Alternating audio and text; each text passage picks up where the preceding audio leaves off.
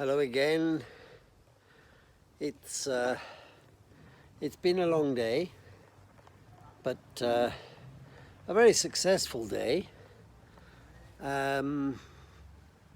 Somebody mentioned, one of my counsellors asked whether or not I could make a few comments and talk very briefly, which I'm delighted to do because it always has been and always will, I'm sure, because it's born in me, talk about motor cars.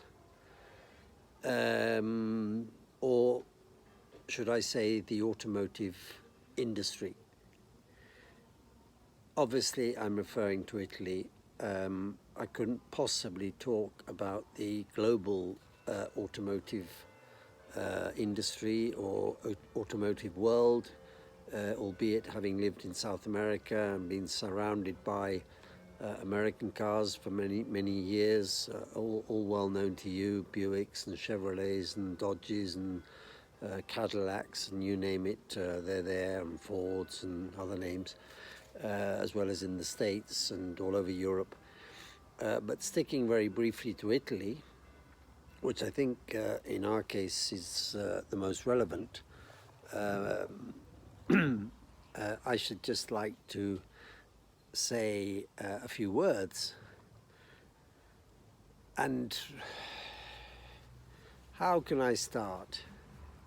Or how best do you think I should start? Because for years, the Italian domestic market was in the hands, as we know, of a large group called Fiat, which was with its headquarters in Mirafiori in Turin. Fiat, as you all well know, has a meaning, Fabbrica Italiana Automobili Torino. You could say the factory where they were actually producing and assembling the cars was actually Mirafiori, but let's say more or less on the outskirts. And the family behind Fiat is, I'm sure, as you all know, the Agnelli family. Over the years, and now of course Fiat has become part of the Fiat Chrysler Group and it's all merged, and just about every other brand of Italian car, if I'm just to name a few, such as Alfa Romeo, Lancia and other, let's stick to people's cars, what they call utilitarie, as in utility vehicles.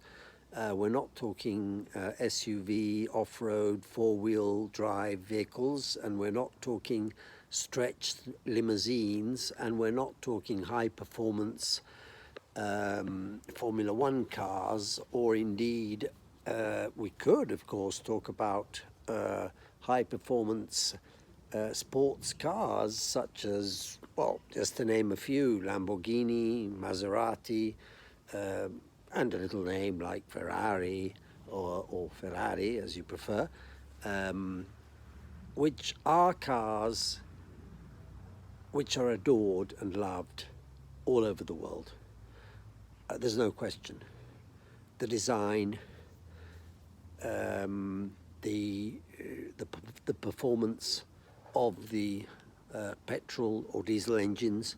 I remember in the early days of the first diesel engines when they were first introduced in all cars, but of course also in the Fiat cars, were what they were, whereas today they are, I would say, high performance engines compared to then. We're talking, of course, 25, 30 years, maybe 35 or even 40 years ago. Fiat, by the way, of course, do make tractors, they make trucks as well, heavy commercial vehicles, they make vans. But in a word, I should say that they have produced just about everything in terms of the first family car, which could have been the Fiat 600 or the Fiat 500, which was the smallest of the series. Then the Fiat 850, and they went all through the numbers. Fiat 126, 127, 128, 130, 132, and then they started using names. And they came out with a Fiat Bravo and a Fiat Brava. And then they came out with a Tipo and a Fiat Ritmo.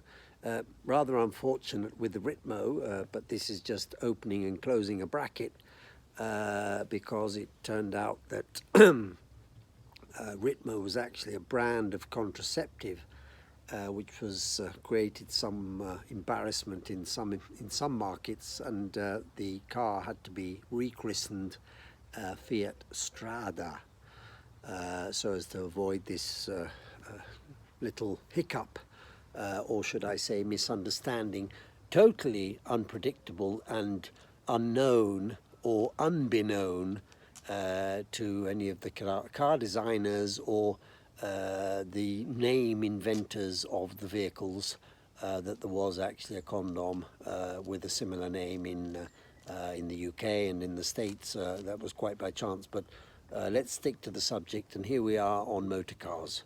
Automotive, of late, they're pushing for us to try and use electric cars, which are still rather expensive, still have problems of related to autonomy, and how far they can travel, and therefore this rather reduces the market for them in terms of selling electric cars in Italy, because other than using them in city centres with perhaps an autonomy of 150, 200, 250, 300 kilometres, it's unlikely that even personally, if I'm using a car and I need to travel 300 or 400 kilometres, I don't have an electric car.